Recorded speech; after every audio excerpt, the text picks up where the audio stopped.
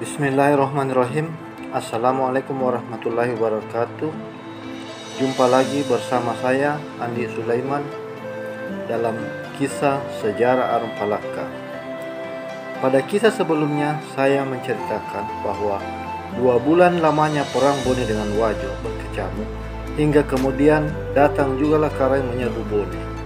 Goa bersama-sama dengan pasukan Wajo dan Lubu menyerang Bone. Pada akhirnya Bone sangat kewalahan dan menghadapi lawan yang bersekutu, sehingga Bone akhirnya kalah. Karena menderita kekalahan perang, maka Arum Pone melarikan diri ke utara di Cimpu bersama saudaranya bernama Laten Riaje Tosenrima. Di sana lagi ia mendapat serangan dan desakan dari pasukan Karaeng dengan sekutunya, sehingga Arum Pone menyerah. Akan tetapi saudaranya berhasil meloloskan diri dari kejaran pasukan Goa, sebab ketika pasukan Goa tiba di Cimpu dan menyerang pasukan Bone, ia memang berpisah tempat dengan Arum Pone. Lama Darema ditawan oleh pasukan Makassar lalu dibawa ke Goa. Nanti pada bulan Juli 1644 baru tiba di Goa dan ia ditempatkan di Kampung Sangrangan. 3 kelompok orang dengan jumlah 1340 kepala yang dibawa oleh Karaeng pergi ke tanah Makassar. 316 jumlah kapal yang mengangkut seluruh orang tersebut menuju Makassar. Ketika tiba di Makassar, para tawanan itu dibagi 3 kelompok. 1 kelompok diambil oleh Karaeng, 1 kelompok untuk Pajung Luwu, dan 1 lagi untuk Arung Matoa Wajo. Tapi berbeda halnya dengan Goa dan Luwu. Arung Matoa Wajo tidak mau mengambil hadiah budak tersebut. Ia mengatakan pantang bagi Wajo memperbudak saudaranya, sebab kami orang Wajo bersaudara dengan orang Bone setelah perjanjian Malamumpatu Ritimuru. Setelah mengucapkan kata-katanya, Arung Matoa langsung melepaskan 100 ekor burung merpati di atas kepala para orang Bone sambil berkata, "Dengarlah kalian, wahai semua saudaraku orang Bone dan para prajurit Wajo. Haram bagi saudaramu orang Wajo memperbudak kalian, sebab orang Wajo dan orang Bone bersaudara setelah perjanjian Malamumpatu Ritimurung. Untuk itu pergilah kalian semua pada tempat yang kalian suka, seperti halnya merpati yang terbang bebas." Setelah mendengarkan pernyataan Arung Matoa Wajo, orang-orang Bone lalu meminta tumpangan kepada orang Wajo hendak pulang ke tanah Bugis. Setelah nanti tiba di Palette, mereka akan mendarat. Peta Arung Matoa Wajo mengiyakan permintaan orang-orang Bone tersebut. Marilah kita kembali pada tahun 1582 saat Arum Pone Laten Rirawe bergelar Bongkange, Matoa Wajo Lamungkace Toudama, dan Datu Sopeng Lamapalepe Patolae melakukan pertemuan di Bunne. Mereka masing-masing didampingi oleh cendikianya, dewan adatnya, serta rakyatnya masing-masing. Mereka bersepakat untuk mengikat tali persaudaraan negeri tiga serangkai disebut Matelum Pocoy. Bone saudara tersulung, Wajo tengah, dan Sopeng yang bungsu. Ketika Lama Darema diasingkan di Sangrangan, menyebabkan Bone tidak lagi sebagai palili dari Goa, tetapi sudah berubah menjadi jajahan karena tidak lagi ada Arung Mangkau di tanah Bone. Yang ada hanyalah Jenang sebagai wakil Karaeng Goa memerintah di Bone. Orang yang diangkat menjadi Jenang ialah Arung Tanete bernama Tobala, digelar Petapa Kenyarange. Tobala Kesohor dikenal oleh masyarakat karena mahir dan sangat berani menunggang kuda. Orang Bone saat itu terpecah belah menjadi dua kelompok, sebab sangat banyak orang yang tidak mau diperbudak oleh Goa.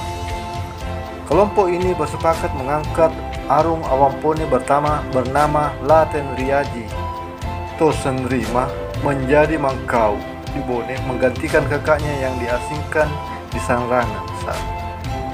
Saat berita itu terdengar di Goa, dengan sigap Karaeng Goa menyerang kembali Bone untuk menumbangkan pemerintahan yang dianggap berontak itu. Orang Bone mendapat serangan habis-habisan dari pasukan Makassar dari berbagai arah, dari selatan dan dari arah timur di laut. Orang Sidendreng dan orang Wajo menyerang dari barat, serta ada pula serangan dari arah utara oleh pasukan Luwu. Orang Bone kemudian bergerak mundur ke Pasempe, dan di sanalah ia membuat benteng sebagai pertahanan terakhir. Kedua belah pihak bergantian saling memukul mundur, namun akhirnya pasukan Bone jatuh. Pasempe dibakar api, dan arung Pone Tosenrima akhirnya menyerah. Waktu itu pada penghujung bulan Mei tahun 1646. Belum cukup sebulan, yakni pada tanggal 19 bulan Juni, dibawalah Tosenrima oleh pasukan Makassar pergi ke Suriang atau Siang. Di sana bersama dengan sanak keluarganya meninggal dunia, tepatnya pada tanggal 10 Agustus 1646. Diberilah gelar Matinroy di Siang. Tetapi ada beberapa orang arung dari Sopeng Timur membantu orang Bone berperang di Pasempe, seperti Datu Citta, Datu Weten Rusui dari Mario Riase, dan suaminya bernama Arung Tanah Tengah yang memimpin orang Mario. Bapaknya bernama Arung Tanah Tengah Coa. Dialah yang memimpin prajurit Tanah Tengah. Ada pula Arung Apanang, Arung Belo, dan Arung Bila Malolo bernama Daeng Mabela. Mereka ini ditangkap oleh pasukan Makassar, kemudian dibawa pergi ke Goa. Mereka dijadikan abdi bagi bangsawan-bangsawan Goa dan Tallo. Kekalahan Bone pada perang tersebut di Pasempe disebut Betae ri Pasempe. Ada pula sekitar peperangan terjadi selama 2 bulan lamanya berlangsung, sampai akhirnya orang Bone tidak lagi melakukan perlawanan.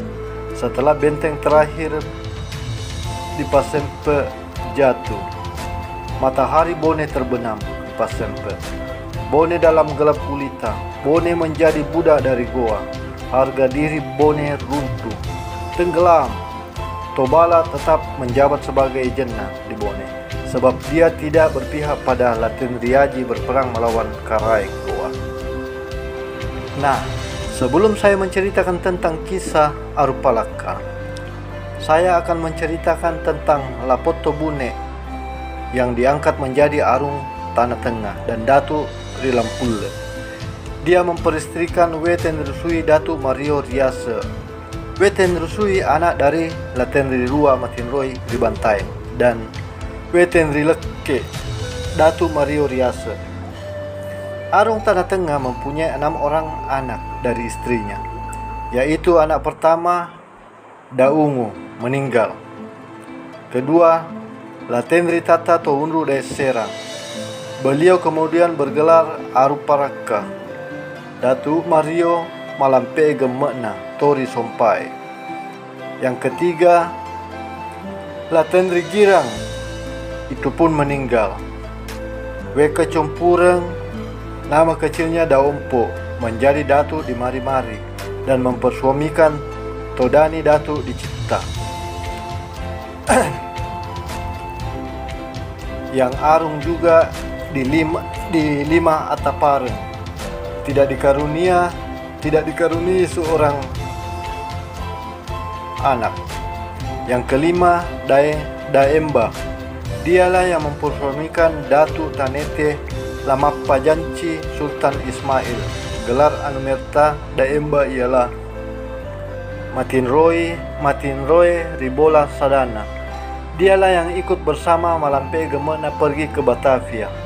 Dialah yang paling disenangi oleh saudara laki-lakinya itu. Yang keenam, Wema Pololombang, nama kecilnya Daumpi. Dialah yang ditunjuk oleh Malampe Gemena menjadi Mak Danreng di Palaka. Dialah yang mempersuamikan Lapakukoe Tawangkone Arung Timurung, Arung Pugi Ranreng di Tua. Ia anak dari Lamak Daremeng Matenrui Bukaka. Wema Pololombang lah yang melahirkan Lapatau Matanatika Matinroi Zinaga Ulang. Sebelum pas sampai jatuh, pusat pemerintahan Arung Tanah Tengah sebagai bagian Mario Riase dipusatkan di Lamatta. Di sana pula lah istri dan anaknya tinggal. Tetapi setelah pas sampai jatuh, Arung Tanah Tengah 4 orang bersama-sama diasingkan ke Makassar. Pertama bapaknya bernama Petamacoai Tanah Tengah, kedua permaisurinya yang menjadi Aru Palaka, ketiga anaknya bernama Laten Ritata, dan keempat dia sendiri. Adapun 3 putrinya yang hidup adalah Daompo, Daemba, dan Daumpi. Semuanya tetap tinggal di Sopeng. Tidak ada yang diikutkan karena khawatir mendapat celaka di tanah orang Makassar, sebab mereka sangat tahu akan penderitaan yang dialami di tempat pengasingan nanti. Tepat pada bulan Juli 1646 barulah mereka sampai di tanah Makassar. Arung Tanah Tengah dengan sanak keluarganya bersama orang tua laki-lakinya diserahkan pada Karaeng Patingaloang. Karaeng Patingaloang inilah yang menjadi Makedang Tanah atau Tumak Bicara Buta Goa. Nama dirinya ialah Imangada Cina Daeng Sitaba. Dia dikenal sangat cendekia, panrita lompo, pengetahuannya mendunia. Ia banyak menguasai bahasa, pasti berbahasa Eropa, ucapannya didengar oleh sesamanya, kaum bangsawan. Dikenal sebagai tipe tokoh yang positif dalam berpikir dan sangat menghargai sesamanya manusia. Dia sangat disenangi oleh Karaeng Somba dan rakyat Goa Tallo. Dia bersepupu 1 kali sekaligus ipar dari Karaeng Sultan Malikus Said. Karaeng Patingaloang memberi Arung Tanah Tengah sebuah rumah di dekat Istana Bontoala, sebab dia tinggal di Istana Bontoala. Istananya sangat indah. Dia mengangkat Arung Tanah Tengah menjadi pendampingnya dan Laten Ritata sebagai anak angkat dalam istana. Dia sangat menyukai Laten Ritata karena tampan dan cerdas. Bila pergi menghadap pada Karaeng di istana Somba Upu, selalu mengikutkan Laten Ritata. Laten Ritata kecil terkagum-kagum melihat dan menyaksikan kemegahan dan kebesaran istana Karaeng Goa. Orang-orang silih berganti datang menghadap dan bermacam-macam pakaiannya, sebab berlain-lainan pula asal negerinya.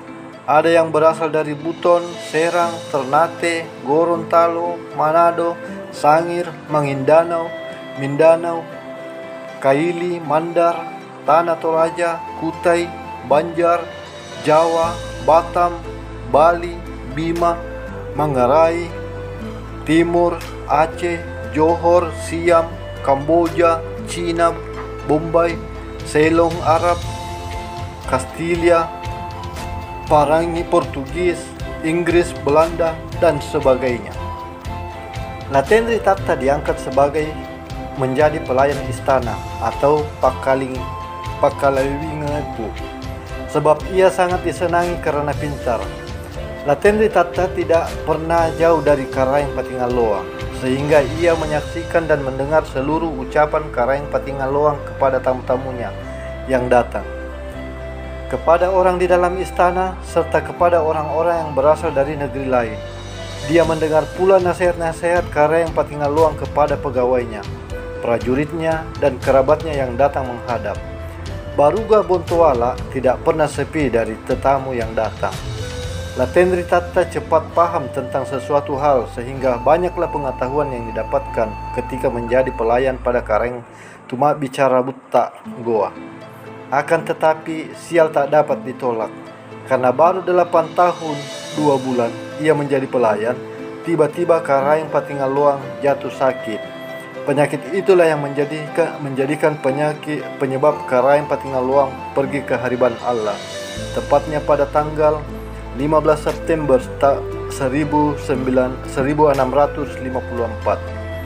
Karaeng Patinggaluang memiliki anak bernama Karaeng Kadunrung yang menjadi pewaris dan menggantikan ayahnya sebagai Makedang Tanah Goa. Dialah yang menempati istana di Bontoala. Karaeng Kadunrung yang ditempati peta Tanah Tengah bersama anak dan istrinya mengabdi.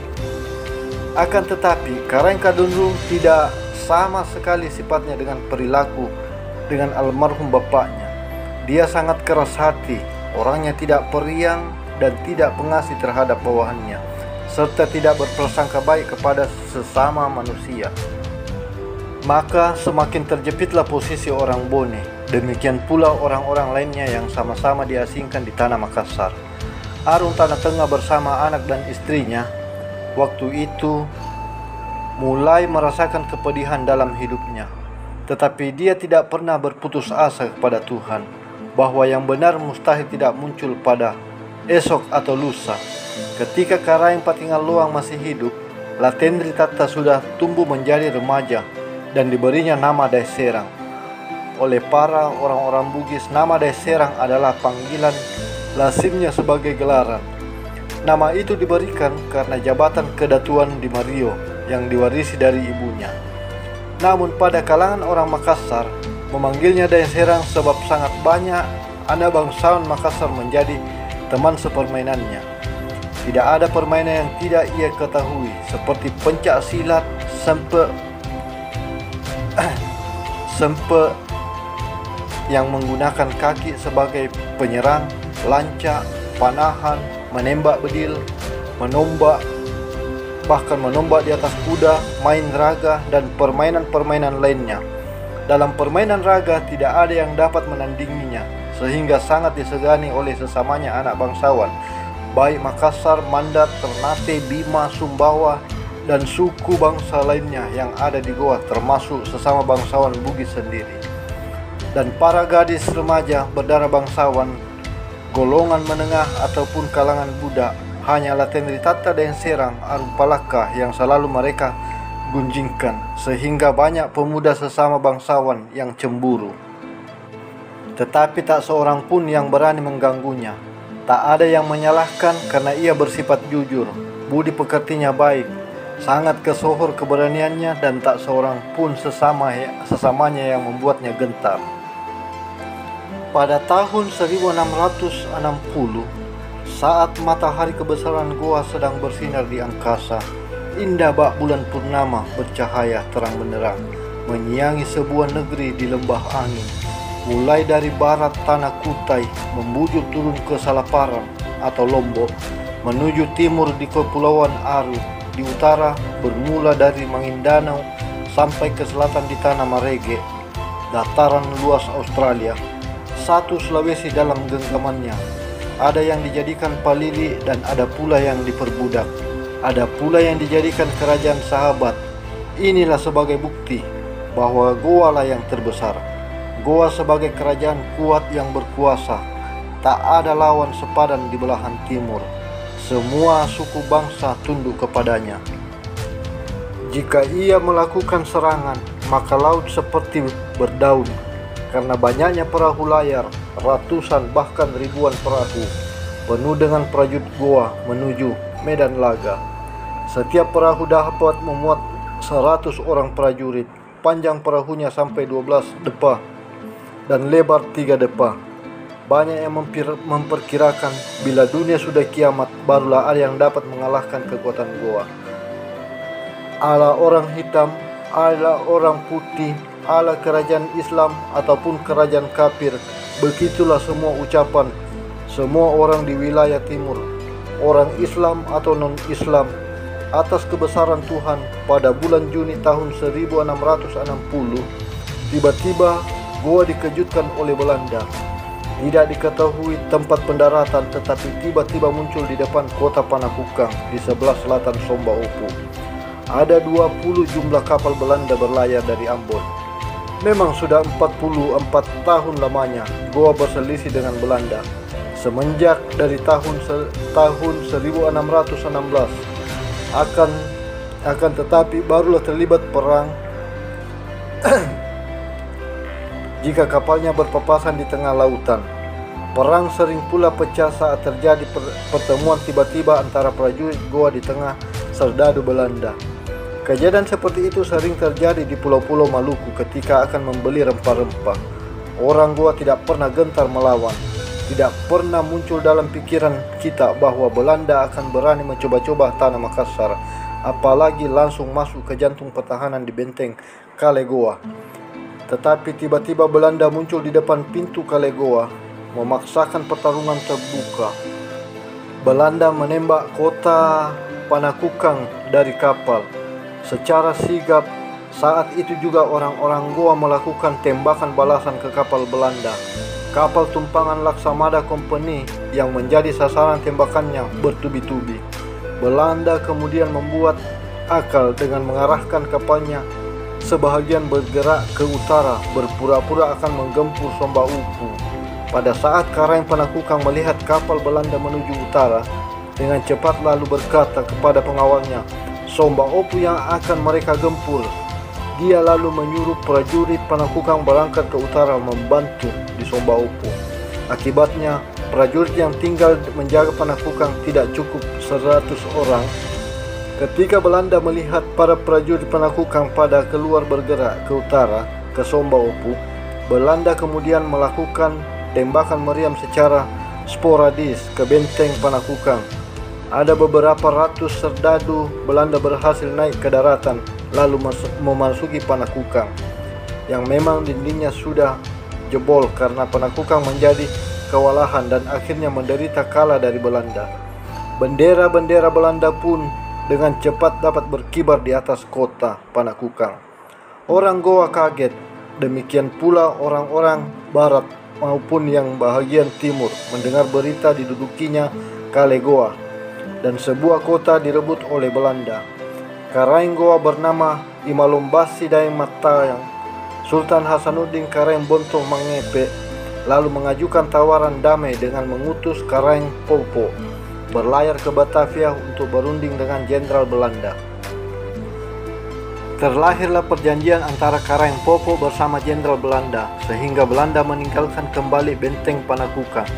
Akan tetapi, hati dan perasaan Karaeng Goa bersama para petinggi kerajaan serta rakyatnya dihinggapi rasa khawatir. Kemungkinan lagi Belanda sewaktu-waktu datang melakukan serangan ulang. Goa sudah membayar mahal kepada pihak Belanda atas pengembalian Panakukang ke pangkuannya lagi. Masih ada pula perselisihan keduanya yang belum terselesaikan, yaitu keinginan Belanda untuk memonopoli perdagangan rempah-rempah di Maluku.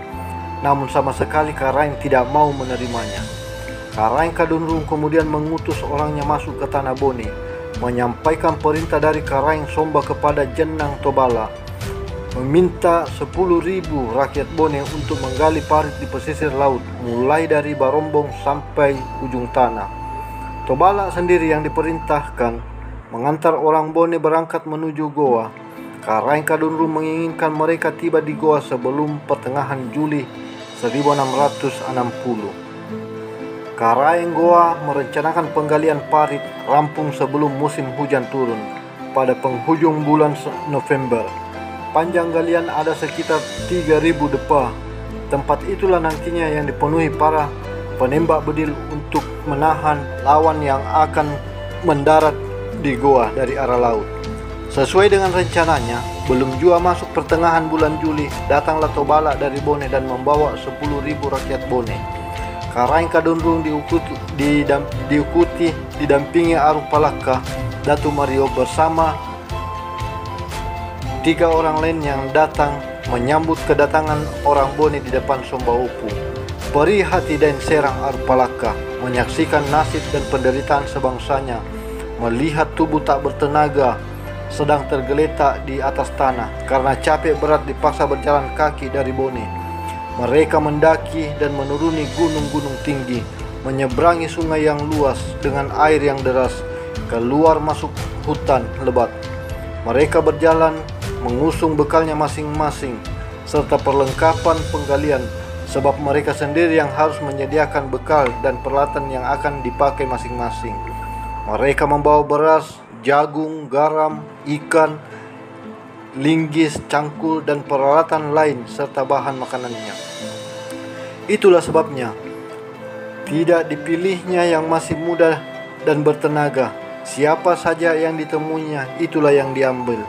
Pertama-tama yang dikerjakan oleh orang Bone ialah membuatkan dirinya barak di pinggir laut. Bahan-bahan seperti bambu, daun nipa, kulit rotan memang sudah ada yang disiapkan Karang Kadundung. Beruntunglah bara itu bisa rampung ketika maghrib menjelang tiba, sehingga mereka tidak tidur di alam terbuka yang dapat membuatnya kedinginan karena embun dan angin malam. Mereka sudah kehabisan bekal makanan di jalanan, sehingga mereka memasak bersama-sama. Setelah memasak, lalu mereka makan malam bersama-sama. Seusai makan, mereka pun pergi tidur di atas tikar daun lontarnya sebagai pengalas tanah. Malam itu mereka tidur dengan nyenyak karena capek dan tiada terkira. Pada esok harinya mereka dibagi dalam kelompok-kelompok. Setiap kelompok dikomandoi 2 orang goa, seorang petugas penembak dan seorang lagi sebagai mandor. Sang mandor hanya mengenakan badi, tetapi tidak pernah lepas cambuk ekor pari dari tangannya. Pada hari itu juga mereka mulai melakukan penggalian. Mereka juga mulai merasakan penderitaan karena perbudakan. Barang siapa yang lamban bekerja, maka secepat itu pula akan merasakan sabetan ekor pari melingkar. Di penghujungnya, bila ada yang datang mencoba-coba melawan atau ingin melarikan diri, kakinya akan dipasung kemudian dipukuli. Banyak orang yang jatuh pingsan karena hantaman pukulan, sedangkan yang mencoba melarikan diri atau yang akan mencelakakan sang mandor akan menjadi bagian penembak. Bila matahari sudah terbit, para pekerja sudah harus tiba di lokasi penggalian. Bila waktu lohor sudah masuk, barulah mereka diizinkan beristirahat. Mereka masing-masing membuka bungkusan nasinya dan makan tanpa sayur.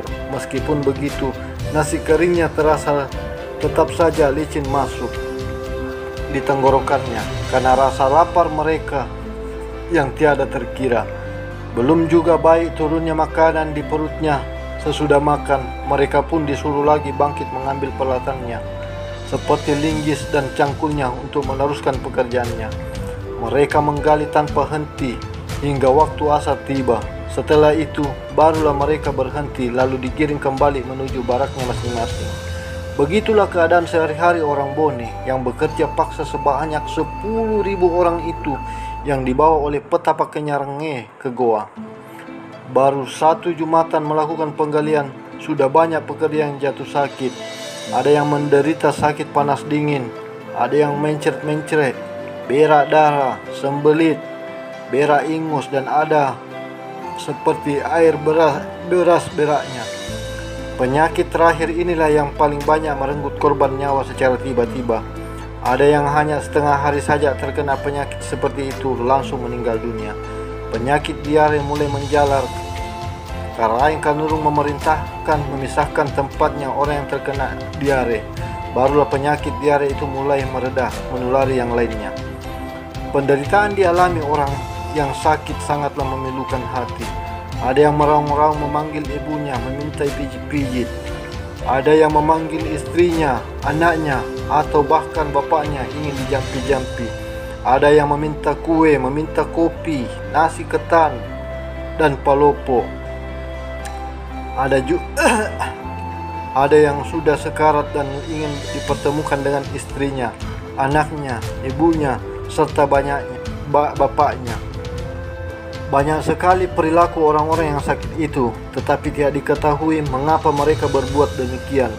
Perasaan sangat ibah menyaksikannya. Tidak dapat dituangkan semua peristiwanya di atas kisah ini. Hanyalah Tuhan yang tahu penderitaan hambanya semenjak meninggalkan kampung halaman hingga mereka tiba di tanah Makassar. Tapi barulah di tempat penggalian mereka mulai merasakan sabetan ekor pari setiap hari atau ketika ada di antara yang dipasung kakinya. Sampailah pada suatu waktu mereka terjangkit penyakit diare dan demam, mereka pun semakin merasakan beratnya cobaan Tuhan yang datang kepadanya. Amat perih perasaan Tobala. Ia tidak tahan melihat penderitaan rakyatnya yang tertimpa malapetaka. Dalam benaknya berbisik, "Janganlah pemandangan pahit ini diwarisi anak cucuku." Tobala bingung dan menyesal tak terkira. Ia tidak kuasa menyaksikan nasib yang menimpa rakyat yang telah menyerahkan nasib hidupnya kepada dirinya. Karena itu akhirnya Tobala meninggalkan tanah Makassar pada tanggal 7 Agustus 1660 tanpa pamit kepada para Karaeng ataupun pada salah seorang pejabatnya. Tobala dicurigai akan melakukan perlawanan terhadap Goa sehingga Karaeng Tallo mengikuti arah kepergiannya ke Bone. Tetapi ketika dilihatnya tidak ada sedikit pun tingkah laku Tobala yang mencurigakan untuk menghasut orang-orang Bone melakukan perlawanan, maka Karaeng Tallo pulang kembali ke Makassar. Setelah Tobala petapa Kanyarangai pulang ke Bone tanpa pamit, datanglah Karaeng Kadunung memeriksa perkembangan galian di parit laut, di pinggir laut. Karaeng melihat pekerjaan parit itu tidak berkembang sesuai dengan kehendaknya. Dia marah pada penggawa-penggali dan menanyakan apa penyebabnya, sehingga pekerjaan galian itu berjalan lamban. Penggawa mereka memberi jawaban atas pertanyaan Karaeng yang mengatakan banyak pekerja yang melarikan diri Karaeng, dan beberapa juga penggali sakit. Karaeng Kadunung bertanya berapa banyak pekerja yang melarikan diri. Sudah 300 lebih orang yang melarikan diri. Mata Karaeng Kadunung menjadi merah karena marah, lalu berkata, "Baiklah, mulai besok kerahkan para anak Arung, Bone dan Sopeng ikut menggali sekaligus mereka dapat menjaga rakyatnya sendiri. Seandainya masih ada penggali yang akan melarikan diri, maka merekalah yang para anak Arung yang menerima hukumannya." Pada malam hari datanglah pengumuman dari Karaeng Kadunung yang memerintahkan seluruh anak Arung, Bone dan Sopeng mulai besok mereka harus ikut serta menggali parit di pinggir laut. Dan bila ada penggali yang melarikan diri, maka para anak Arunglah yang akan menanggung akibatnya. Keesokan harinya datanglah para anak Arung, Bone dan Sopeng menuju tempat penggalian. Mereka masing-masing mengusung peralatan seperti linggis dan cangkul. Rakyat Bone terheran-heran sekaligus sedih menyaksikan tuannya diperlakukan tidak beda dengan rakyat biasa seperti budak. Ada yang mengatakan begitulah bila seorang memiliki kekuasaan yang amat besar dan mengalahkan yang lainnya. Ia mudah sekali lupa dan sombong. Hanya dirinya saja yang dianggap manusia. Meskipun demikian, Arupalaka mengucapkan kata-kata yang berbeda. Dia berucap, "Aku sangat gembira wahai saudaraku sekalian. Sekarang Karaeng menyuruh saya membantu menggali parit agar lebih cepat rampung, sehingga kita bisa cepat pulang ke tanah Bugis. Bersungguh-sungguhlah kalian bekerja supaya bulan berikutnya kita bisa kembali ke kampung kita." Akhirnya para penggali melakukan pekerjaan dengan sungguh-sungguh. Mereka merasakan pekerjaan tidak lagi berat sebab pemimpinnya datang meringankan kepedihannya. Arupalaka Datu Mario kemudian berucap kepada seluruh rakyatnya, "Janganlah di antara kalian ada yang melarikan diri. Nantilah kita bersama-sama semua pulang ke tanah Bone. Barang siapa yang tidak mau bersatu dalam kepedihan ini, maka diingkari keboneannya sampai turunannya. Camkanlah kata-kataku ini kalian semua," kata Arupalaka Datu Mario sampai di telinga Karaeng Kadunung. Dan ketika menyaksikan langsung hasil pekerjaan Arupalaka, membuat Karaeng Kadunung senang tiada terkira.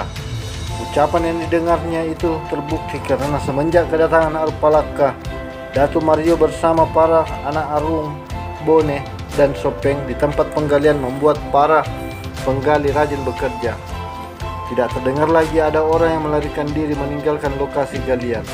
Hanya pada suatu hari, Ada 2 orang, salah seorang penggali yang dipukul oleh sang mandor karena sangat pemalas. Tiba-tiba dengan spontan Arupalaka Datuk Mario bergerak secara tak sadar mencekik sang mandor, lalu ia membantingnya di atas pasir. Untunglah tidak seorang pun goyang turut campur. Mungkin karena Arupalaka tersohor dikenal pemuda pemberani dan juga bela diri. Lagi pula tidak ada yang tidak kenal dia. Diperlakukan seperti anak kandung dari Karaeng Patingal Loang Matinroi Ribonto Biraing ketika masih hidup. Demikian juga sangat kurang anak karung goa termasuk di kalangan istana Sombaopu yang tidak bersahabat dengannya. Sangat jarang pula Karaeng dan anak-anaknya tidak mengenal Dai Serang Arupalaka. Ia dikenal sebagai cucu Aru Mangkau pewaris kerajaan Bone dan Sopeng yang tumbuh besar di goa dan menjadi anak kesayangan Pandita Bijak Karaeng Patingal Loang. Tidak ada yang tidak mengenal Latendri Tata Arupalaka, laki perkasa idaman para gadis remaja di goa. Ala gadis bangsawan, ala rakyat biasa, ala hamba sahaya. Semenjak ada orang yang dipukul oleh Arupalaka, semenjak itu pula tidak ada lagi mandor yang berani bertindak seenaknya kepada para pekerja paksa. Para penggali sangat menyenangi Arupalaka. Mereka berkata inilah pemimpin yang sebenar-benarnya pemimpin, sebab dia yang akan mati membela rakyatnya. Pada suatu sore, tepatnya di awal bulan September 1660, Arupalaka sedang berjalan kaki pulang dari tempat penggalian menuju Bontoala. Pada hari itu semenjak dari pagi perasaannya selalu gelisah. Wajah ayah dan ibunya silih berganti terbayang-bayang di matanya. Begitu pula bayangan istrinya, Imakawani Daeng Talele. Hatinya terasakan pedih tersayat-sayat. Dia mempercepat ayunan langkahnya. Semakin dekat Bontoala, semakin cepat pula langkahnya. Saat tiba di balai-balai rumahnya, dilihatnya ibu dan istrinya sedang bertangisan. Perasaan khawatir muncul di benaknya. Dia mendekat kepada kedua orang itu kemudian bertanya, "Ibunda, mengapa engkau dan menantumu menangis?" Sang ibu merangkul leher Arupalaka lalu berkata, "Tabahkanlah hatimu, wahai anakku.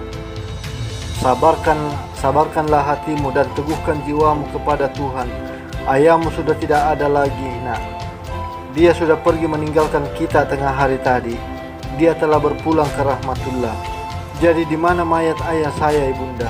Apakah ia sudah dikuburkan sehingga tidak diperlihatkan kepada aku?" Dan demikian ucapan Arupalaka bertanya dengan muka pucat. Datu Weten Rusui menoleh kepada menantunya dan berkata, "Nak, kamulah yang menceritakan kakakmu, sebab aku tidak bisa ingat apalagi mengurut-urutkan peristiwanya." Berkatalah Imangkawani Daeng Talete, istri Arupalaka, "Wahai kakanda, berjanjilah dahulu untuk tidak melupakan Tuhan dan nabi-nabinya. Nabi kita Muhammad alaihi wasallam berjanji pula lah, kakanda, janganlah melakukan sesuatu apabila tidak direstui oleh orang tua kita." Arupalaka pun menjawab, "Aku menuruti semua kata-katamu, wahai adindaku. Ceritakanlah cepat, karena aku ingin mengetahui di mana gerangan jasad ayahanda kita.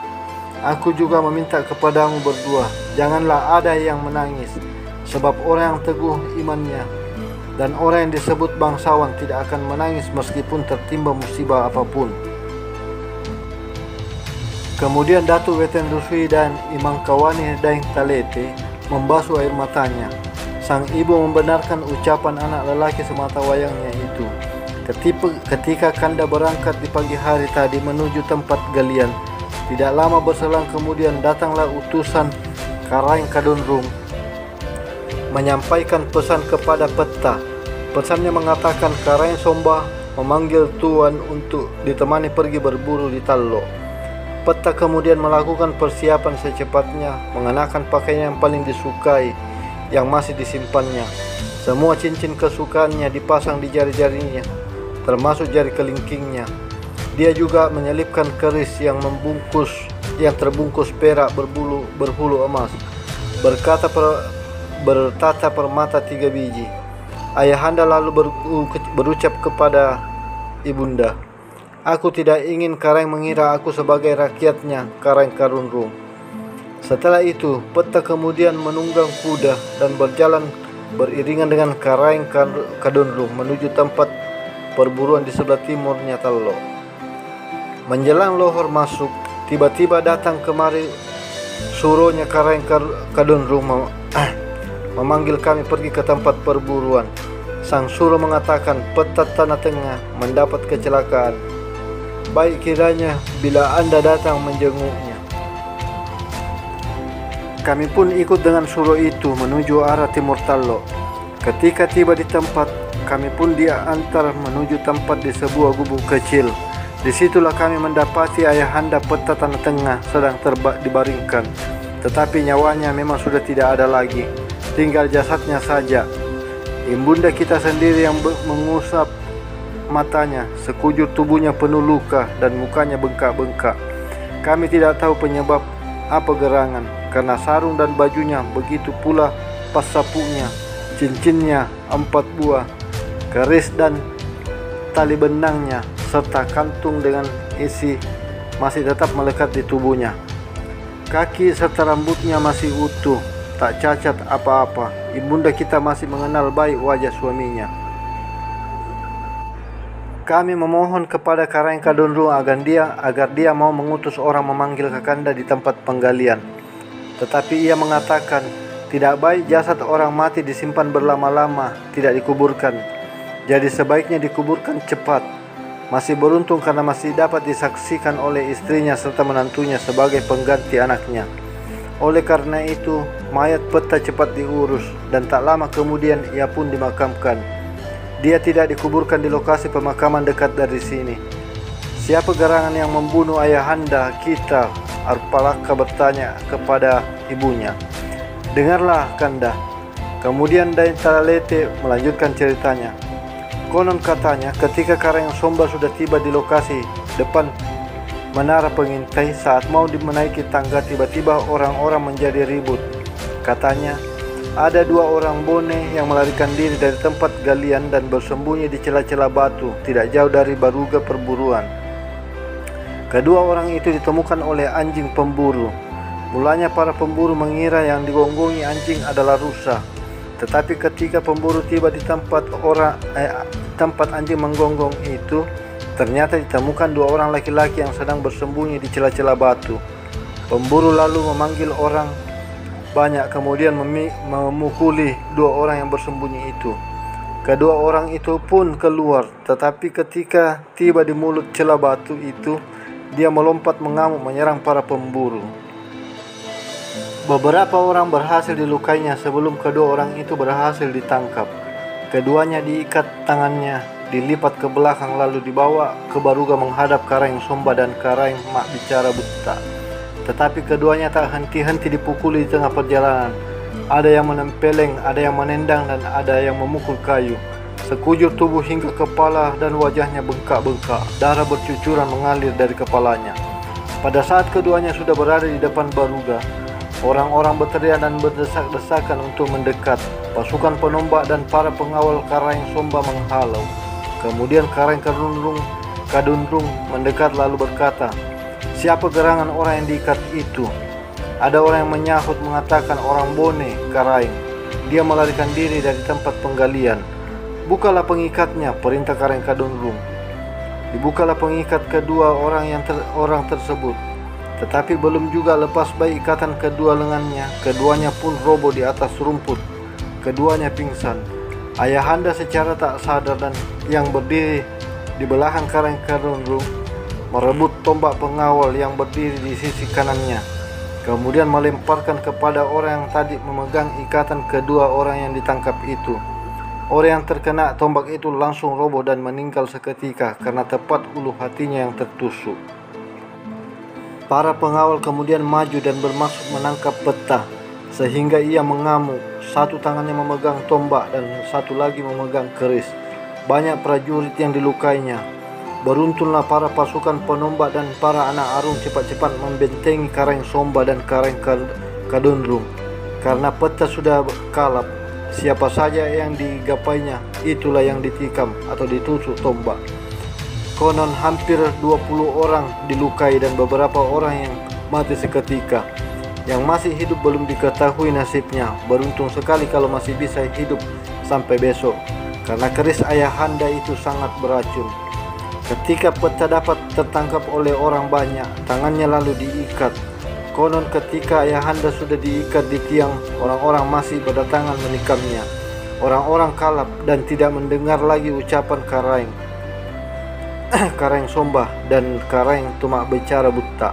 Orang-orang baru berhenti menikam peta setelah Karaeng Kadunrung berdiri di sampingnya. Karaeng Kadunrung sendiri yang membuka tali pengikat ayahanda karena melihat peta sudah sekarat. Ketika ikatannya sudah dilepas, roboh jugalah ayah di tanah. Kemudian Karaeng Kadunrung menyuruh diusung masuk ke gubuk dibaringkan. 12 prajurit penombak yang diperintah menjaga agar tidak ada orang yang masuk. Karaeng menyuruh orang menjemput kami, tetapi nyawa ayah sudah tidak ada lagi saat kami tiba. Kita telah ditinggal ayahanda. Para penjaga memberitahukan kami bahwa peta tersadar sejenak sebelum menghembuskan napas terakhirnya dan sempat mengucapkan syahadat dan takbir sebanyak 3 kali. Setelah itu tidak bergerak lagi. Pada waktu kepala pengawal datang melapor kepada Karaeng Kadunrung yang mengatakan bahwa Arung Tanah Tengah telah berpulang ke rahmatullah, maka Karaeng Kadunrung berkata, "Tinggalkan, jangan ada yang menyentuhnya hingga istri dan menantunya datang." Demikianlah cerita Imam Kawani Dayang Talete mengisahkan peristiwa kematian mertuanya menurut penyampaian pengawal Karaeng Kadunrung dan penjaga mayat peta Tanah Tengah. Imam Kawani mengusap air matanya yang tak terasa jatuh menetes satu-satu. Tubuh Arupalaka kaku dan tidak bergerak sedikit pun. Matanya tak pernah berkedip sekalipun ketika mendengar istrinya bertutur. Sudah sekian berselang cerita istrinya berakhir, tetapi dia tetap diam tak bergerak. Mata terbuka menerawang lurus. Dirinya bagaikan hilang kesadaran. Datuk Weten Rusmi menjadi khawatir melihat anaknya, lalu berkata, "Sadarlah wahai Ananda, ingatlah kepada Tuhan yang Maha Esa dan kepada Nabi-Nya. Memang demikianlah nasib kita yang digariskan Tuhan. Janganlah kamu sia-siakan nyawamu. Ingatlah, hanya kamu berdua laki-laki yang menjadi pewaris Mario dan Palaka. Tetapi adikmu, Leten Ringira, sudah meninggal dunia. Jadi hanya kamu saja anak laki-laki ibu yang menjadi pengharapan nasib Palaka, nasib orang Palaka. Nantilah setelah harapan Palaka dapat terbebas atas kehendak Tuhan, barulah engkau urus Mario. Mario, sebab hanya kamu memang yang berhak di sana." Menjawablah Palaka berkata, "Puang, aku tetap sadar. Ingatan saya kepada Tuhan tetap juga teguh. Kecuali aku tertidur dan ingatan saya akan hilang sejenak mengenai nasib yang menimpa Bone serta Mario Riase. Mengapa aku tidak berkata demikian wahai Bunda? Sebab nasib Bone dan Mario Riase menjadi nasib saya. Bone menjadi muda, maka aku pun budak. Bila Bone merdeka, barulah aku menjadi manusia yang sebenarnya. Puang, aku bersama-sama orang Bone sebanyak 10.000 dan beberapa orang Sopeng berteriak membentang langit dalam hati setiap hari. Kami diperlakukan seperti bukan manusia, dipukul bagaikan kerbau mati dan dipasung bagaikan kerbau gila. Perlakuan semena-mena mereka kepada kami barulah mulai berkurang setelah aku tanpa sadar mencekik seorang mandor dan membantingnya di atas pasir. Semoga Tuan Matin Roy di Pak Ben bantuanna terbangun dari kuburnya menyaksikan penderitaan kami di tempat penggalian ini, sehingga dapat membenarkan paman saya, Arung Timurung, yang diasingkan di Sanrangan bermaksud menghapuskan perbudakan." Berkata Arupalaka kepada ibunya, "Aku kira ada ulu ada. Nenek saya Rumpone mulai Islam Matin Roy Ribantang dengan Sultan Alauddin, nenek Karanggoa yang memerintah sekarang ini." Datuk Weten Rusui menjawab, "Memang ada perjanjian uluada antara ayah saya Matin Roy Ribantang dengan neneknya Karanggoa yang memerintah sekarang. Beginilah isi perjanjian uluada itu. Inilah yang kita persaksikan kepada Dewata yang Esa. Nanti bila bukan lagi keturunan kita yang bertakhta di Goa dan Tallo, dan begitu pula engkau di Bone, barulah semuanya berakhir. Apabila engkau diperlakukan tidak adil oleh sesama manusia, dan apabila kamu ditimpa keburukan, maka bukalah pintumu agar kami masuk ke dalam keburukanmu itu.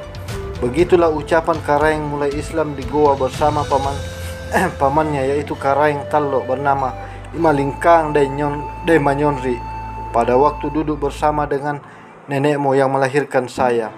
Perjanjian itu diucapkan di Palette ketika membawa Islam kepada orang Bone. Berkata pula nenekmu Matinroi Ribantaeng, "Oh Karaeng, padi saya tak jatuh, timba saya tak robek, dan tak dimasukkan tikus di liang kubur saya. Apabila ada yang menimpa tanah Goa, meskipun hanya sebatang bambu saja, aku tumpangi. Aku datang pada kesusahanmu, wahai Karaeng, sampai pada anak cucuku dan anak cucumu pula, jika kami orang kecil tidak dikhianati." Begitulah janji nenekmu Matinroi Ribantaeng dan nenek Karaeng yang sekarang ini. Demikianlah ucapan Datuk Wetenrusi kepada anaknya menjelaskan uluada orang tuanya dengan Sultan Alauddin yang dilakukan pada tahun 1611. Berkata lagi Arupalaka, "Puang, uluada ini sudah rusak ketika masa paman saya Arung Timurung menjadi mangkau di Bone, karena diserang oleh Matinroi Ripepembatunna. Orang Bone ditaklukkan dan dijadikan hamba oleh Goa. Kita semua sudah menjadi hamba, serta tidak punya hak dan kehormatan. Hanya kemauannya saja yang ia diperlakukan kepada orang Bone. Orang Bone melakukan perlawanan dipimpin oleh paman saya Arung Awampone Tosanrima. Akhirnya jatuh di Pasempe. Karaeng kemudian dibenamkan dan menjadikan kita hamba. Tidak ada orang Bone yang tidak menjadi hamba Goa, baik bangsawan maupun rakyat biasa. Bukanlah nenek saya Matinroi Ribantaeng dan bukan pula keturunannya yang merusak uluada itu. Benar apa yang kau ucapkan itu, wahai anakku," kata Datu Wetenrusi kepada anaknya. "Bukanlah kita yang merusak perjanjian uluada itu. Bukan pula kita yang meninggalkan ucapannya. Karaeng Goa mulai Islam, tetapi kitalah yang ditinggalkan uluada itu." Berkatalah Arupalaka, "Jika demikian ucapanmu, maka bukanlah kita ditimpa sumpah nenek saya apabila kita melepaskan diri dari himpitan ini." Sang ibu mengangguk membenarkan ucapan Arupalaka. Latenri Tata Arupalaka bangkit dari duduknya untuk mengambil air wudhu, sebab waktu salat Isya sudah hampir habis. Ia salat berjamaah bersama dengan ibu dan istrinya. Kemudian ia berdoa memohon kepada Tuhan agar mereka ditunjukkan jalan yang baik dan benar. Semoga pula ditingkatkan keimanannya serta rasa takutnya kepada Tuhan. Semoga pula segenap keluarganya serta seluruh rakyatnya diberi keselamatan.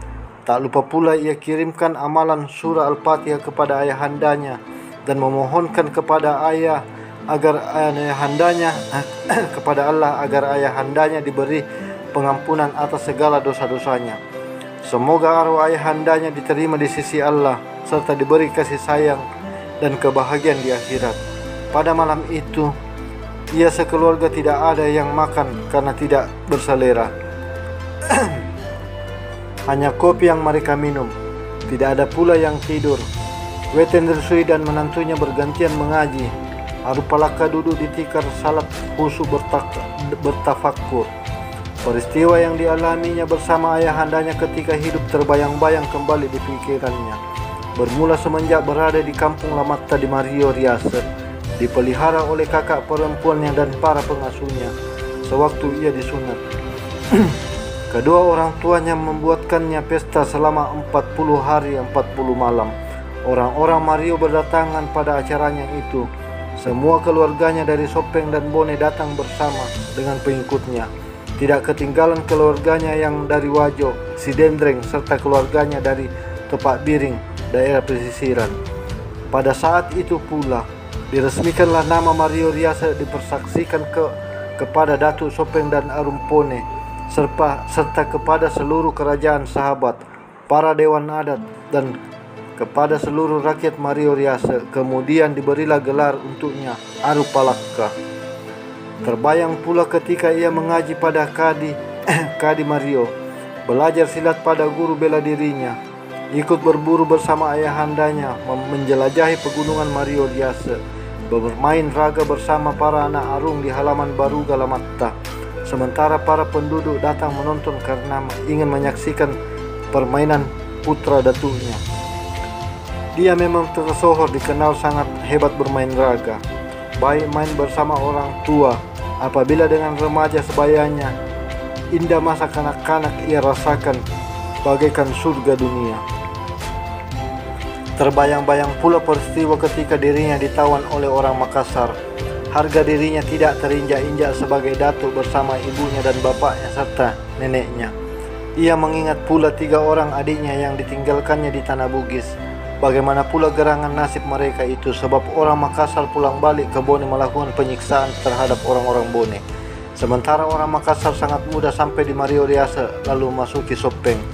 Sudah hampir 2 dasawarsa ia berada di pengasingan di Tanah Makassar. Semenjak itu pula ayahandanya selalu merindukan Tanah Bone dan Marioriase. Gunungnya, langitnya, sungainya, sahabat-sahabatnya, kebunnya, sawahnya, semuanya diingat. Baginya di dunia ini tak ada yang menyamai keindahan dan kenikmatan Tanah Bone dan Tanah Mario. Tanah Bone dan Marioriase adalah tanah yang sakral. Begitulah ungkapan ayahandanya bila mengingat-ingat dan menyebut kampung halaman bila merindukannya. Kemudian mereka bersama-sama berdoa kepada Tuhan, semoga pewaris Bone dapat bangkit, orang Bone kembali dapat menjadi manusia yang sebenarnya dan terlepas dari cengkraman goa. Akhirnya mereka dapat kembali lagi ke Tanah Bugis. Kini sang ayahanda tidak dapat lagi menyaksikan mataharinya Bone dan Marioriase terbit, karena Tuhan telah menjemputnya. Arupalakka tak mampu lagi menahan rasa sedihnya. Dia juga merasa malu menyaksikan penderitaan diri dan rakyatnya yang diperlakukan tidak selayaknya sebagai manusia. Begitu pula dengan peristiwa terbunuhnya kakeknya yang mengamuk karena tidak tahan menyaksikan siksaan sesama orang Bone yang ditawan di dalam peperangan. Arupalakka mewarisi sifat-sifat kakeknya yang dititiskan melalui darah ayahandanya. Arupalakka menyadari sifat kakeknya itu melekat pada dirinya, sebab ia sangat perasa dan tidak tega melihat bila rakyatnya diperlakukan semena-mena. Tetapi semoga ia tidak mewarisi nasib buruk kakek dan ayahandanya yang meninggal dunia karena disiksa ketika mengamuk membela rakyatnya. Dia baru tersadar dari tafakurnya saat beduk subuh terdengar dari masjid. Arupalakka lalu bangkit mendirikan salat subuh berjamaah dengan ibu dan istrinya. Setelah melakukan salat, ia kemudian membisikkan sesuatu kepada 2 orang yang bersamanya itu. Ucapan yang dibisikkannya sangatlah rahasia, yakni sebuah kehendak besar yang sudah sebulan dipendamnya. Baru pada malam hari tadi kembali ia pikirkan ulang dan pertimbangkan secara masak-masak, dan akhirnya tekadnya pun sudah bulat. Berhati-hatilah wahai anakku, jangan lengah. Bila kamu gagal, maka akan mencelakakan kita semua, istrimu, ibumu, dan saudara-saudaramu. Begitulah kata ibunda Arupalakka mengingatkan. Arupalakka kemudian menjawab dengan berkata, aku meminta berkah darimu ibunda. Begitu pula doa adindaku Daeng Talete serta dari adik-adikku, dan berkah juga dari Tanah Bone, Marioriase, dan Sopeng. Semoga Tuhan yang Maha Esa memberikan kasih sayangnya, sebab tekad saya sudah terasa bulat.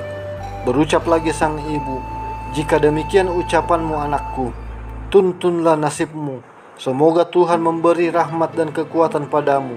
Semoga kejayaan Bone tegak kembali, orang Bone kembali menjadi manusia sebenarnya, dan cita-cita ayahandamu semasa hidupnya dapat diwujudkan di masa datang. Serahkanlah dirimu kepada Allah.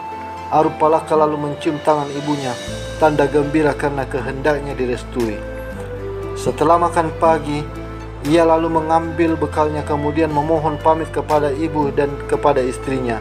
Dia menunggang kuda turun ke Tallo karena ingin singgah bersiara pada makam ayahnya sebelum menuju lokasi galian.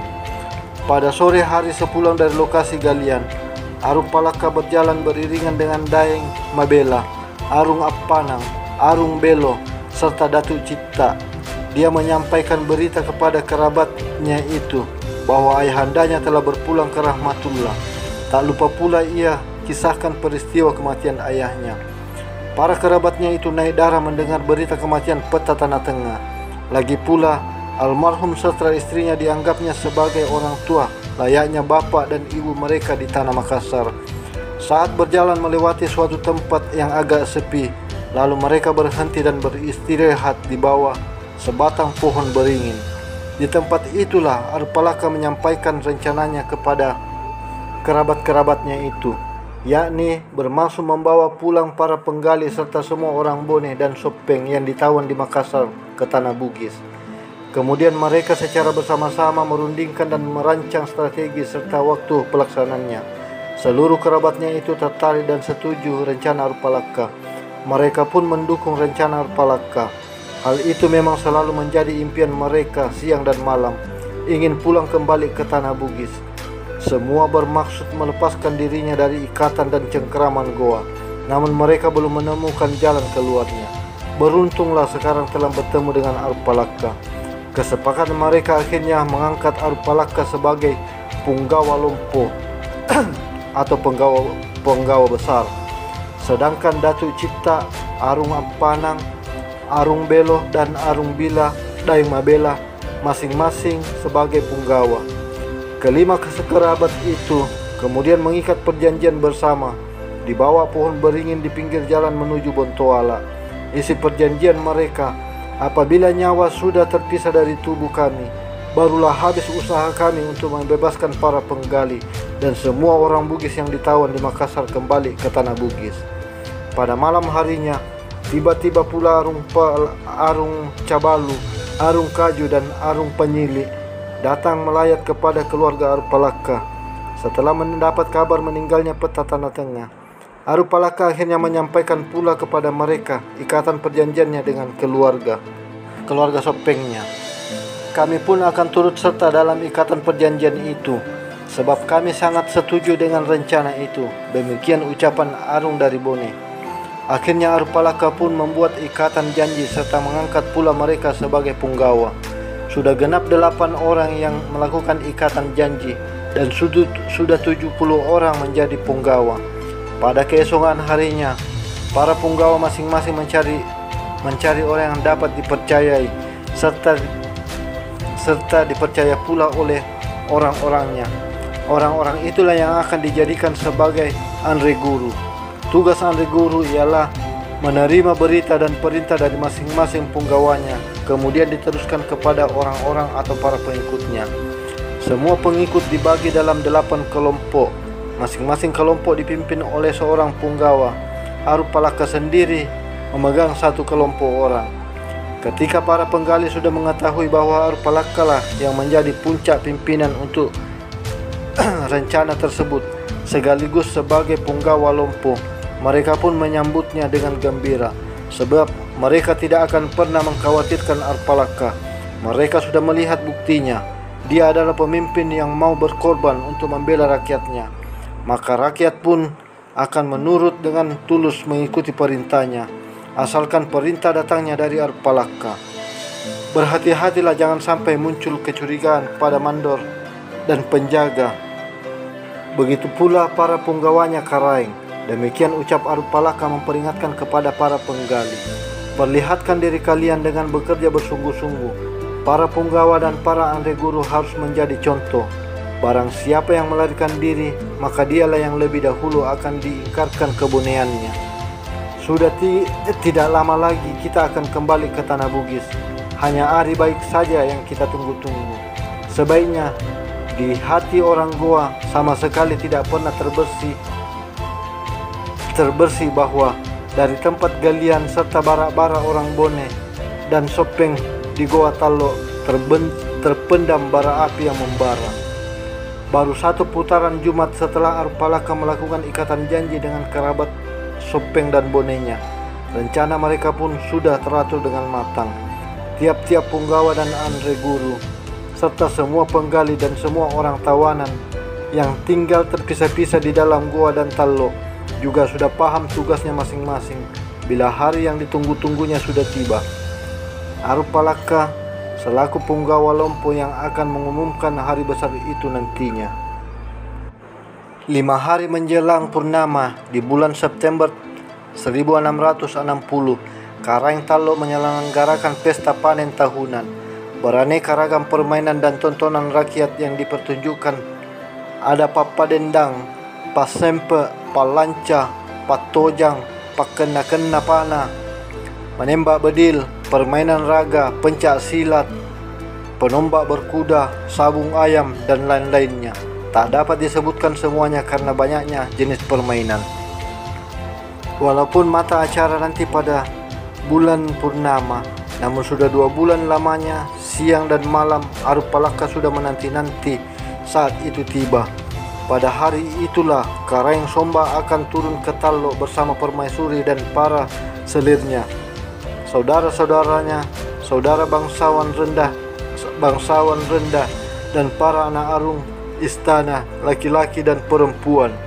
Karaeng Somba berangkat diapit 4 lapis para pengawal dan prajurit pilihan sebanyak 1.000 orang. Pembesar kerajaan semuanya bangsawan bersama istrinya turut pula. Hari inti acara akhirnya sudah tiba, tepatnya pada hari bulan terbit ke-14. Masih subuh-subuh buta, rakyat dari Kalegoa, Bontoala, ujung tanah, dan dari tempat-tempat lainnya berbondong-bondong turun ke Tallo untuk menonton. Yang paling ingin disaksikan rakyat ialah Karaeng Somba, Karaeng Bonto Mangape. Umurnya baru 30 tahun, wajahnya manis dan gagah. Orang yang kedua ialah Karaeng Baine, sang permaisuri, putri Karaeng Patingal Loang, bernama Ibate Dain Tommi Karaeng Bainea. Putranya bernama Imappa Somba Idaeng Menguraga, putra pewaris kerajaan Goa dan Tallo. Yang ketiga ialah permaisuri kedua Somba, anaknya Karaeng Banyuan Nyara bernama Ipetta Daeng Nisali, dan putranya bernama Imappa Dulung Abdul Jalil Daeng Matimung. Seorang lagi bernama Mapaosong Daeng Mangewai, serta anak perempuannya bernama Ibulo Mabasung Daeng Talebang. Ketika matahari sudah terbit, berdentumlah meriam sebanyak 7 kali. Itu petanda bahwa Karaeng Somba bersama rombongannya telah turun dari istana Somba Opu menuju Tallo. Posisi barisan terdepan adalah para peniup trompet dan pemukul tambur, kemudian barisan penombak dan penembak. Di belakang para pemukul gong, pemukul gendang, peniup pui-pui, pemukul kancing, peniup suling, ada pula kelompok penari lucu yang membuat penonton terbahak-bahak. Di belakang kemudian menyusullah usungan Karaeng Somba dan Karaeng Bainea, menyusul lagi usungan Karaeng Tumak Bicara Buta, diiringi usungan para istri-istri lainnya. Karaeng Somba menyusul pula lah para pembesar kerajaan bersama-sama dengan istrinya masing-masing. Mereka bercampur baur dengan para undangan dan para kerajaan sahabatnya Goa. Kemudian iringan para anak arung dan dari istana, para pelayan istana, dan para anak-anak bangsawan lainnya. Barisan terakhir ditutup dengan barisan prajurit tombak dan bedil. Masyarakat berdiri bergerombol menonton di pinggir-pinggir jalan. Banyak yang ikut di belakang barisan prajurit tombak dan bedil. Mereka ikut sampai di Tallo. Semakin dekat tempat pesta, semakin banyak pula orang ikut di belakang rombongan Karaeng Somba. Sungguh ramai suasana di Tallo. Setiap orang yang muncul di pintu rumahnya terlihat memakai pakaian baru. Satu Tallo tenggelam oleh ramainya pesta. Penduduk kota Somba Opu, Barombong, Panakukang, Jumpandang, dan ujung tanah tinggal separuh. Sebagian besar penduduknya datang ke Tallo. menonton. Hanya para penggali yang sama sekali tidak diizinkan meninggalkan pekerjaannya, sehingga membuat para mandor dan penjaga mengomel-ngomel dengan perasaan dongkol. Menjelang tengah hari naiknya matahari, tiba-tiba terdengar bunyi kelontongan. Bunyi itu dengan cepat menyebar dan semakin ramai di tempat penggalian, mulai dari ujung selatan sampai di pinggir utara. Bunyi itulah sebagai tanda yang dijanjikan Arupalakka bahwa rencana besarnya sudah waktunya dilakukan.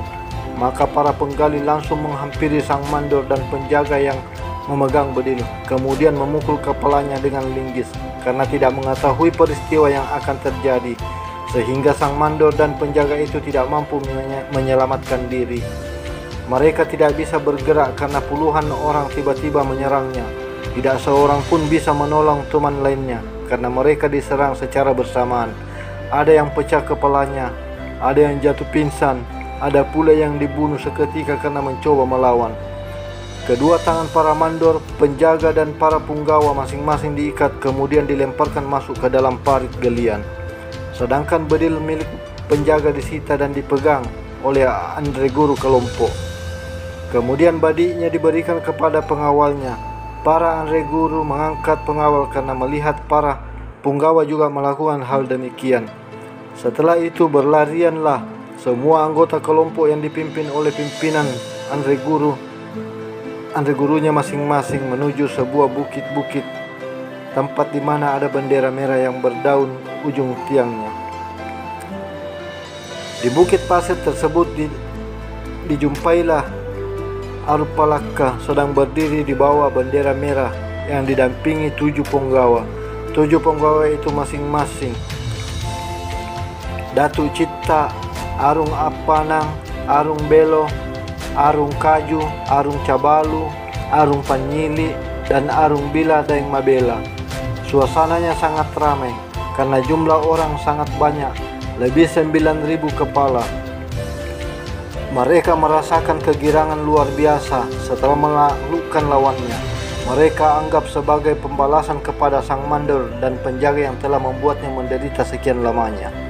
Ada yang berteriak kepada teman-temannya, ada yang tertawa terkekeh-kekeh menceritakan caranya menghantam sang mandor. Berlain-lainan cara dan gaya mereka mengekspresikan kegembiraannya. Hanya sekali saja Arupalakka mengacungkan tangan. Ketika itu pula semua orang banyak itu langsung terdiam. "Wahai kalian semua, dengarlah perintah Arupalakka," ucap salah seorang Andre Guru kepada anggota kelompoknya, karena masih ada orang yang berbisik-bisik. Semua orang lalu memandang ke puncak bukit.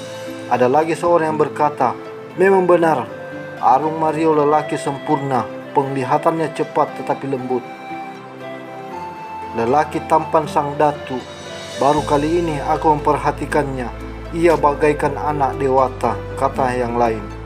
"Pantas ia disegani oleh para anak Arung Goa," ucap orang ketiga.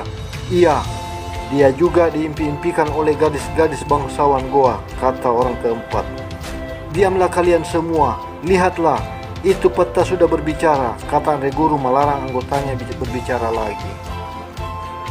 "Wahai kalian saudaraku, para orang Bone dan orang Sopeng, kita adalah senasib diperbudak oleh Goa. Kita bersama-sama menderita dan ditahan di tanah Makassar. Akan tetapi karena pertolongan Tuhan maka berakhirlah hari ini. Penderitaan kita dari Goa lepas jugalah siksaan dari para mandor dan penjaga. Kalian telah mengikatnya dan dia lagi yang menggantikan kita masuk di dalam lubang. Hari ini kita tinggalkan tanah Makassar dan kalian mengikuti para punggawa masing-masing. Andre Guru sudah mengetahui punggawanya. Menurutlah kepada Andre Guru kalian dan janganlah berpisah-pisah. Turutilah dengan baik perintah punggawa kalian. Arung Kaju, Arung Panyili, Arung Cabalu, Arung Citta, Arung Apanang, Arung Belo, dan Arung Bila.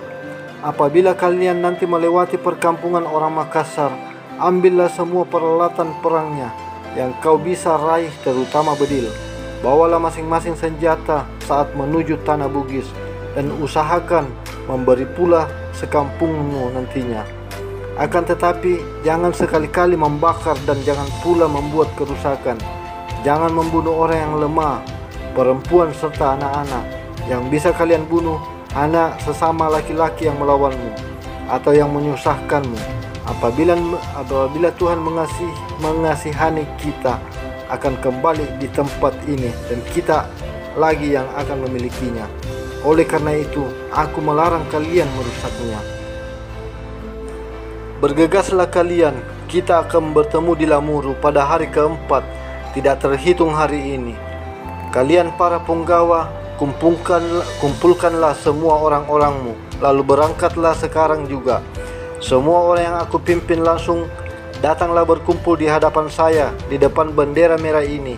Demikianlah yang aku sampaikan kepada saudara-saudaraku sekalian. Allahu Akbar, Allahu Akbar, Allahu Akbar. Setelah Arupalaka berucap, secepat itu pula masing-masing punggawa 7 mengambil posisi dan memegang bendera. Para pengikutnya memang sudah mengenal benderanya, sehingga dengan cepat ia langsung mengambil barisan di depan bendera kelompok masing-masing. Tiap satu bendera tidak kurang dari 1.000 orang anggotanya. Arupalaka yang paling banyak anggota pasukannya, yakni menghampiri 1.500 orang. Belum juga waktu luhur lewat, mereka sudah meninggalkan tepian pasir itu. Orang-orang yang menyaksikan peristiwa itu tetap mengira orang-orang banyak itu akan pergi menonton di Tallo. Hari keempat sudah tiba, tak terhitung hari pemberangkatan.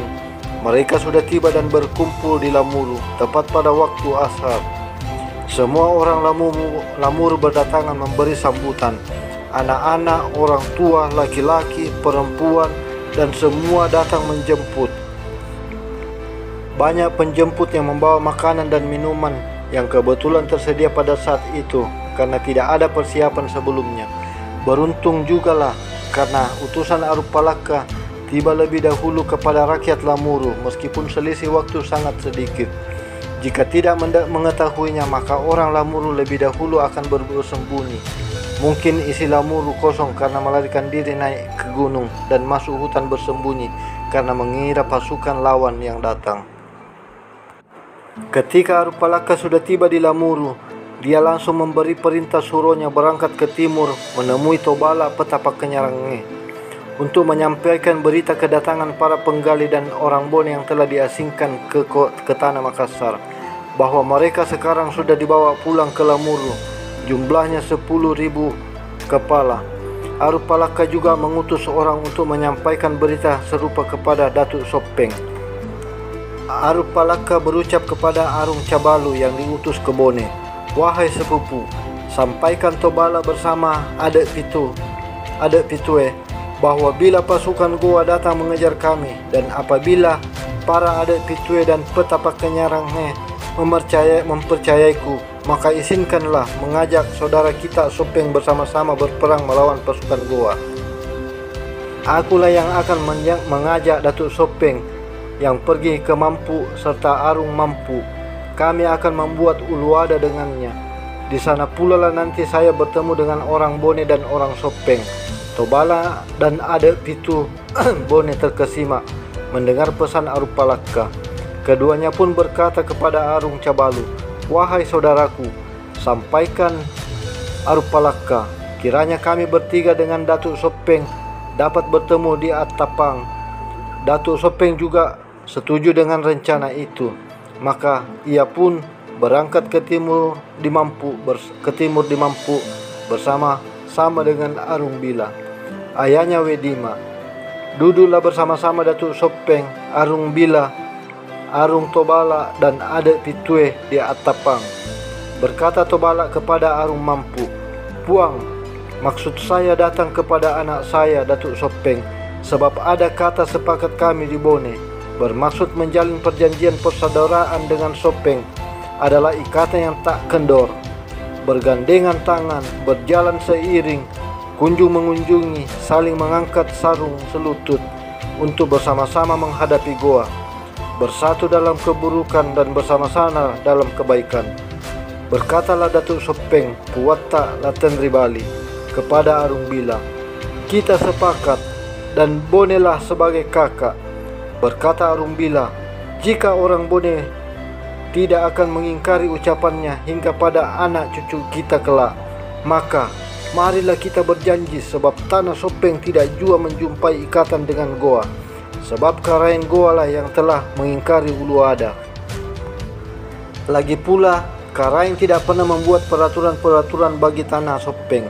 Berkata Petamampu ayah Datuk Sopeng, "Wahai Latendri Bali, jangan tergesa-gesa berjanji dengan Tobala. Siapa tahu adikmu Arumbila tidak sanggup memegang teguh ucapannya, begitu pula dengan Sopeng." Berkata Petamampu, "Aku paham. Saya berucap karena Bone sedang tenggelam. Bone dan Karaeng keduanya telah meninggalkan perjanjian Uluwadanya, tetapi Sopeng lain. Karaeng tidak merusak Uluwada di Lamogo. Karaeng juga tidak memberlakukan peraturan yang bukan hukumnya pada Sopeng semenjak Uluwada itu dibuat pada masa Petalapa Pawiseang Puang Risama dengan Karaeng Goa dan Matanre Karaeng Tumaparisi Kolongna pada tahun 1511 sampai 1546. Akan tetapi pada waktu terciptanya persaudaraan Telumpocoy Malampu Batua Ritimurung oleh pendahulu kita, yaitu Datuk Sopeng Lamapalepe Patolae, Goa sama sekali tidak melarang Sopeng karena menghormati adatnya Sopeng. Kelak kebenaran akan muncul apabila Bone menemukan kebaikan darinya nanti. Itu dapat tercapai apabila Bone tetap mengingat ucapannya." Berkata Tobala, "Arung Tibojong, Arung Ujung, dan Arung Tanete, itulah yang ditegakkan oleh Dewata yang Maha Esa. Bila kelak Tuhan menimang tangannya Karaeng, tanah Bone dan tanah Sopeng akan menjadi manusia sebenarnya. Apabila Bone kelak melupakan Sopeng dan meninggalkan Uluwada cepat riat tapang, maka tidak ada kebahagiaan Bone muncul meski semata jarum." Berkata Arumbila, "Dengarlah wahai Tobala dan kalian orang Bone. Inilah yang digenggam erat oleh tanah Sopeng. Uluwada yang kita ikrarkan bersama di Attapang disaksikan oleh Dewata yang Esa. Kita lawan Karaeng dan kita mencari kebaikan. Bila Allah Ta'ala memberi kita kekuatan dan dapat mengalahkan Karaeng sehingga Bone dan Sopeng menjadi manusia bermartabat, maka tidak ada di bawah, tidak ada di atas. Bersaudara tak putus, tidak saling menyerang, bersama diperhambakan oleh Dewata, sama-sama jalan dan mengayun, masing-masing duduk pada tempatnya, tidak saling mengintip kekuasaan, tidak saling mengancam, tidak saling merakusi, tidak saling mencabut tanaman, tidak saling menanam pada tanah kawan, tidak saling memasukkan aturan adat, masing-masing menjalankan adat, masing-masing berjalan pada pematang lurus dan bengkoknya, tidak saling menunggu kelemahan, tidak saling berbicara curang, melainkan saling mencarikan kebaikan, saling kunjung mengunjungi. Apabila Bone menginginkan hak-haknya Sopeng, Bone yang menyadarkan dirinya sendiri. Atau bila Sopeng yang hilap dan menginginkan hak-haknya Bone, maka Sopeng yang menyadarkan dirinya sendiri. Barang siapa yang tidak mau menyadarkan dirinya, maka dialah yang akan disapu seperti sampah oleh Dewata yang Esa." Berkata lagi Datuk Sopeng, "Hanya dua hal yang kelak akan memisahkan persaudaraan Bone dan Sopeng. Pertama, karena kehendak bersama, apabila Dewata memberi kekuatan pada Bone dan Sopeng sehingga kedua tanah itu pun sudah memiliki kedaulatannya kembali. Meskipun Bone telah melupakan perjanjiannya, tetapi Bone tidak boleh memaksakan hukumnya pada negeri Sopeng. Begitu pula Bone tidak akan memasukkan sesuatu yang bukan menurut jalan perjanjian nenek moyang kita. Bila tidak demikian halnya, maka persaudaraan kita terputus. Tetapi tidak berarti bahwa Sopenglah yang dibenarkan oleh Dewata yang Esa. Kedua, apabila kita tidak mampu menegakkan diri dan Sopeng hanya bisa hidup bila harus berpisah dengan Bone, maka kita tidak bisa saling menyalahkan. Maka Dewatalah yang memisahkan kita atas dasar kebaikan tanah kita masing-masing." Tobala dan para adik Pitue serta rakyat Bone sepakat terhadap ucapan Arung Bila serta Matinroe Ridatunna. Akhirnya terciptalah perjanjian antara Arung Bila dan Tobala di Atapang. Keduanya duduk bersama di atas rakit, dan disitulah mereka melakukan perjanjian. Maka dinamakanlah perjanjian itu Pincara Lopie Riat Tapang. Setelah peta Sopeng, Latendri Bali menunaikan salat duhur. Kemudian ia mendayung ke barat menuju Sopeng. 3 malam lamanya di dalam perjalanan baru tiba di Sopeng. Duduklah bersama para Arung Pangepa, Arung Pak Danreng, para Watal Lipu, para Pak Bicara. Semua kerajaan Palili tidak ada yang diizinkan untuk tidak hadir. Berkata Arung Bila, "Bagaimana tanggapan kalian terhadap orang Sopeng, para Tautongang, para Watal Lipu, Tobala, adik Pitue dan orang Bone datang ke Mampu mengajak Datuk Sopeng untuk menjalin tali persaudaraan dengan tanah Sopeng, mengajak kita kepada kebaikan yang ditegakkan oleh Dewata Yang Esa, akan saling membantu, saling mengunjungi, dan melakukan perlawanan terhadap Makassar, sama-sama dalam keburukan dan bersatu dalam kebaikan. Kami membuat perjanjian bersama." Berkata Arung Pangepa, Arung Pak Danreng, para Watal Lipu, para Pak Bicara, dan para Tautongang, "Mengapa Bone datang kemari mengajak Sopeng bersekutu, sementara Sopeng tidak memiliki kekuatan untuk meninggalkan perjanjiannya dengan Karaeng? Belum ada pula izin yang diberikan Karaeng kepada tanah Sopeng. Lagi pula semenjak masa pemerintahan peta Sopeng hingga sekarang, Karaeng tidak pernah memasukkan adat lain ke Sopeng yang bukan merupakan adat kita. Harus diketahui pula bahwa Bone memiliki kekuatan besar. Karaeng sendiri berani ia tinggalkan, apalagi kita yang lemah ini." Berkata lagi Arung Bila, "Apabila nanti Bone benar mengingkari kita atas ucapannya yang lahir bersama dengan Tobala di Atapang, maka bukanlah Sopeng yang mengingkari Dewata, dan bukan pula Sopeng yang akan disapu seperti sampah." Berkata lagi Tautongang, Arung Pangepa, Arung Pak Danreng, "Berdosalah tanah Sopeng apabila kita sepakat dengan Sang Datu mengucap janji dengan Tobala. Itu berarti kita akan meninggalkan perjanjian Uluwada di Lamogo yang dilakukan peta Lapawiseang Puang Risama dengan Kareng Tumaparisi Kolongna.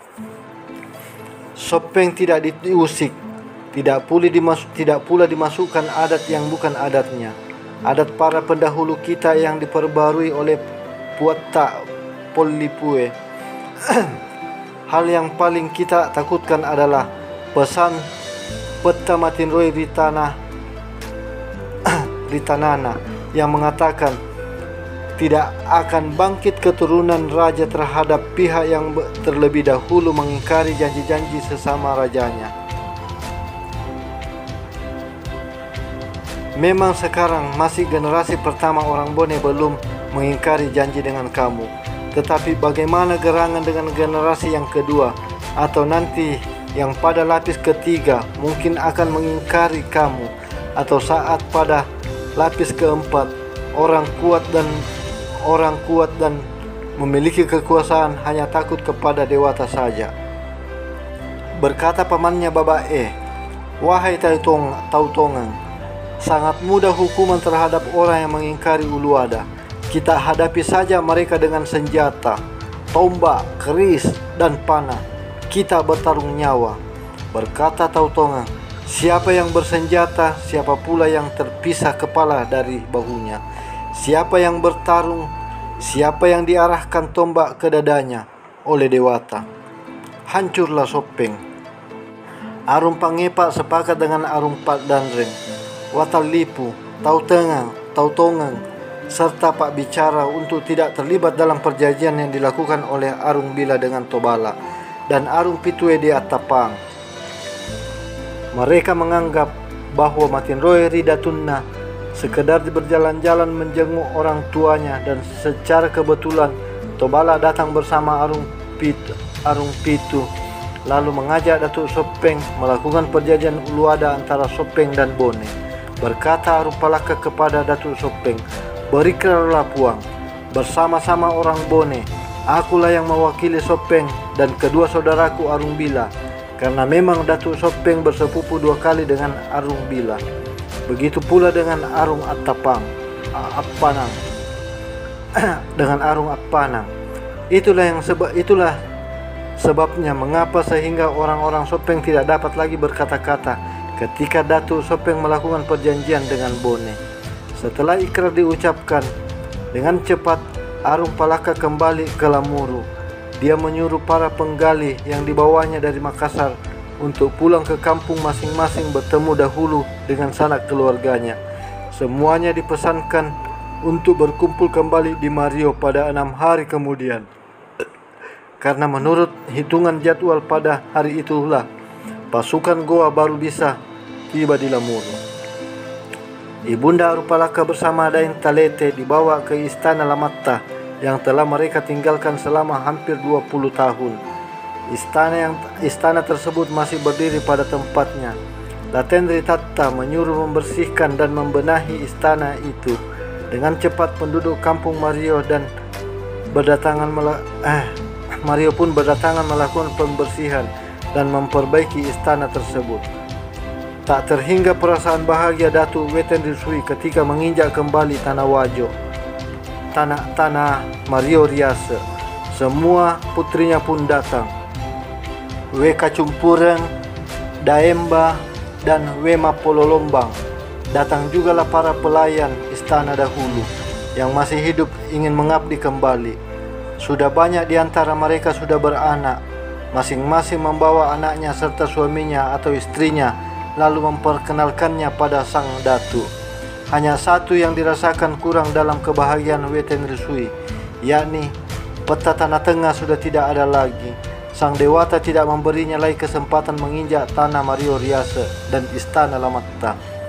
Pada saat Tobala bersama Arung Pitu tiba di Bone, lalu keduanya sepakat mengutus orang untuk menjemput Arung Palaka. Sang Datuk pun bergegas berangkat ke timur di Bone, karena waktu juga sudah semakin dekat untuk membuat persiapan melawan gempuran pasukan Goa di Lamuru.